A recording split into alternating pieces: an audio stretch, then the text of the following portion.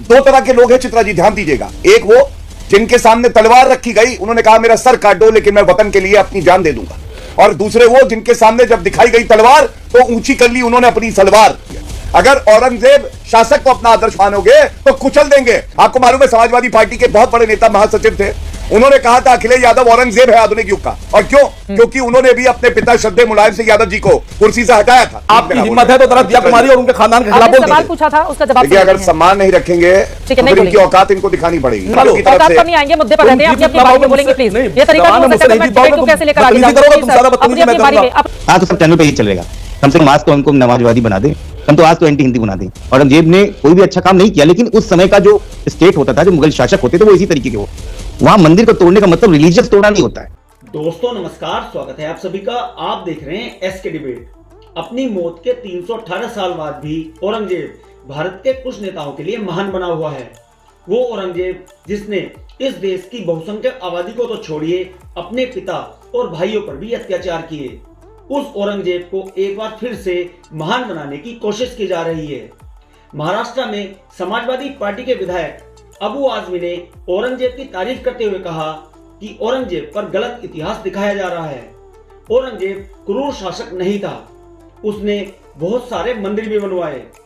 उनके बयान पर एकनाथ शिंदे, जो कि महाराष्ट्र के उप मुख्यमंत्री हैं, उन्होंने अबू आजमी पर गुस्सा जाहिर करते हुए कहा कि औरंगजेब को अच्छा कहना महापाप है। और उन्होंने आगे कहा कि अबू आजमी पर देशद्रोह का केस दर्ज होना चाहिए।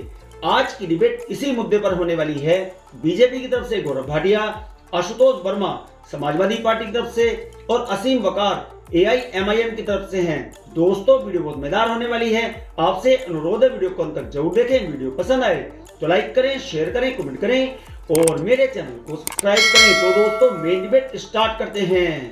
चलिए शुरू करते हैं। खलनायक को नायक बनाने की कोशिश इस देश के भीतर क्यों हो रही है? बीरबल भट्ट ब्राह्मण थे, सुनिए, बीरबल ब्राह्मण थे, तानसेन भी ब्राह्मण थे। टोडरमल जी कौन थे?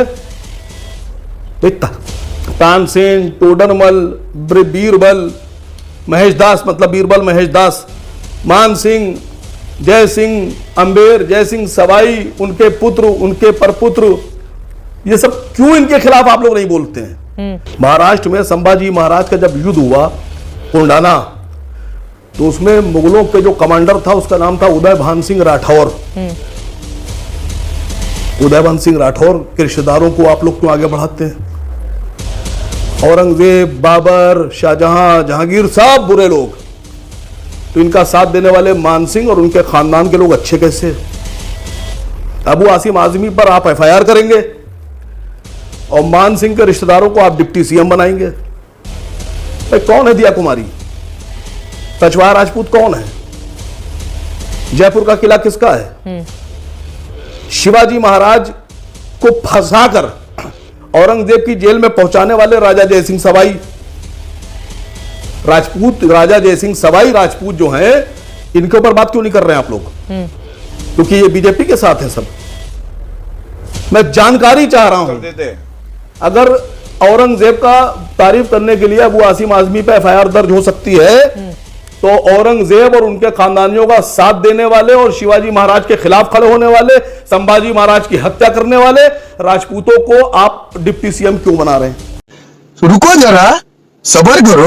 गौरव भाटिया जी, देखिए, सबसे पहले अभी तक जो चर्चा हुई ना, जो तुष्टीकरण की राजनीति करते हैं, जालीदार टोपी पहनते हैं, उनकी हिम्मत नहीं हुई कि औरंगजेब के खिलाफ वो कुछ बोले और कहे जो गुरु तेग बहादुर जी के साथ हुआ, जो छत्रपति शिवाजी महाराज के खिलाफ बोल दीजिए।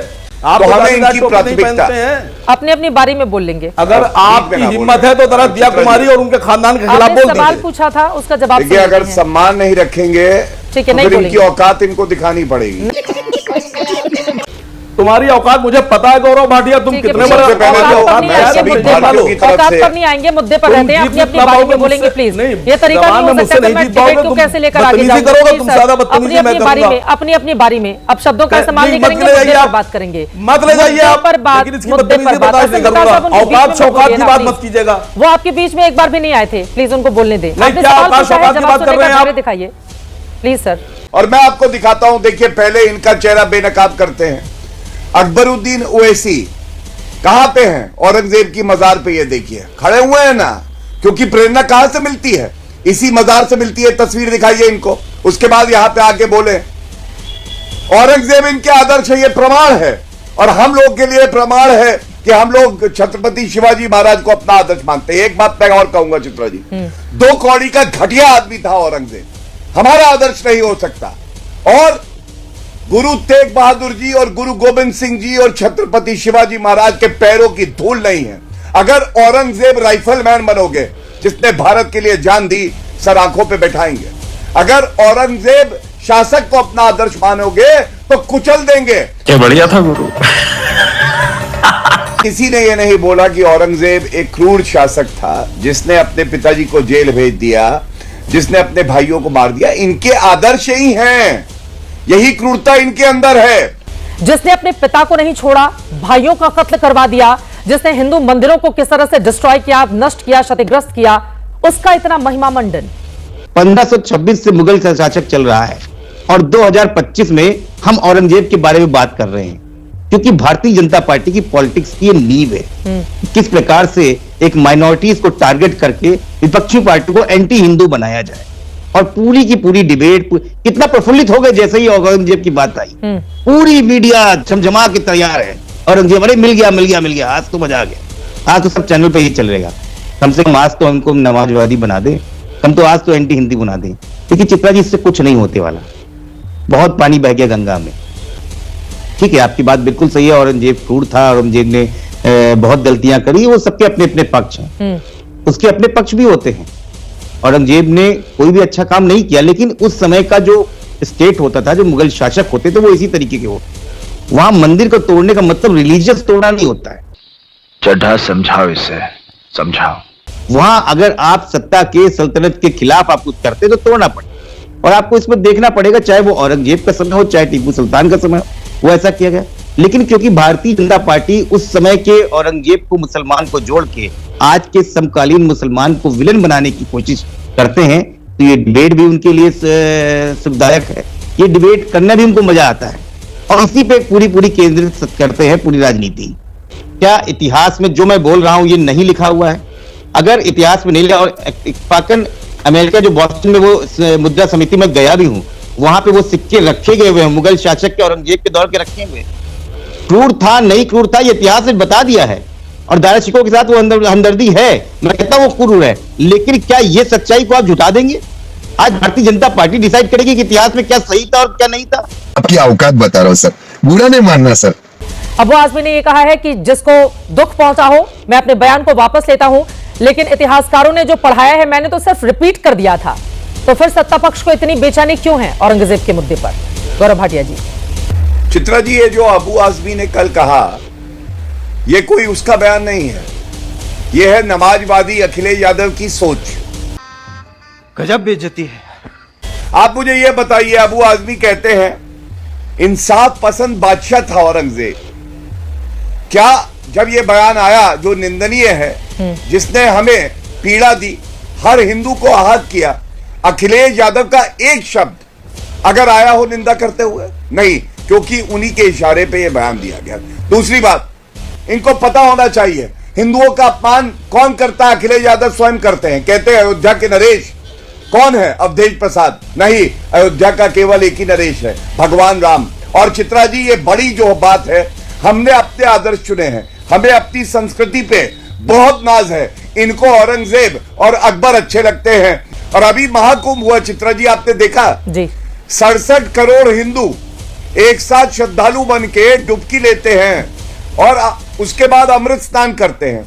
यही इन लोगों को खटक रहा है कि जिनको हमें जात पात पे बांटना था, वो एकजुट कैसे हो गए। मैं आज एक बात बताना चाहता हूं आपको, औरंगजेब ने अपने पिता को नहीं छोड़ा था, उसने अपने पिता को जेल की सलाखों के पीछे डाल दिया था। आपको मालूम है, समाजवादी पार्टी के बहुत बड़े नेता महासचिव थे, उन्होंने कहा था अखिलेश यादव औरंगजेब है आधुनिक युग का। और क्यों? क्योंकि उन्होंने भी अपने पिता श्रद्धेय मुलायम सिंह यादव जी को कुर्सी से हटाया था। इसीलिए इनको औरंगजेब से प्यार है और हमें छत्रपति शिवाजी महाराज जी से। यही नहीं, अभी और सुनिए। 2 तरह के लोग हैं चित्रा जी, ध्यान दीजिएगा। एक वो जिनके सामने तलवार रखी गई उन्होंने कहा मेरा सर काट दो लेकिन मैं वतन के लिए अपनी जान दे दूंगा, और दूसरे वो जिनके सामने जब दिखाई गई तलवार तो ऊंची कर ली उन्होंने अपनी सलवार और धर्म परिवर्तन कर लिया। और मैं ये बताना चाहता हूं कि मोदी जी जब देश के प्रधानमंत्री बने उससे पहले जो तुष्टीकरण होती थी राजनीति, उसमें औरंगजेब रोड नाम रखा हुआ था। अरे गुरु गोविंद सिंह जी के नाम पे रोड होगी, गुरु तेग बहादुर जी की होगी, शिवाजी महाराज की होगी, संभाजी महाराज की होगी, औरंगजेब के नाम पे कोई रोड नहीं होगी। बात तो सही है। देखा दोस्तों, आपने गौरव भाटिया, आशुतोष वर्मा और असीम वकार तीनों को सुना। आप किसकी बात से सहमत हैं? दोस्तों, वीडियो को लास्ट तक देखने के लिए दिल से धन्यवाद। और वीडियो के बारे में आपकी क्या राय है कमेंट सेक्शन में कमेंट करके बताएं। और अगर वीडियो पसंद आई हो तो लाइक करें, शेयर करें, कमेंट करें और मेरे चैनल को सब्सक्राइब करें। तो दोस्तों, मिलते हैं अगली वीडियो में। जय हिंद, वंदे मातरम, जय श्री राम।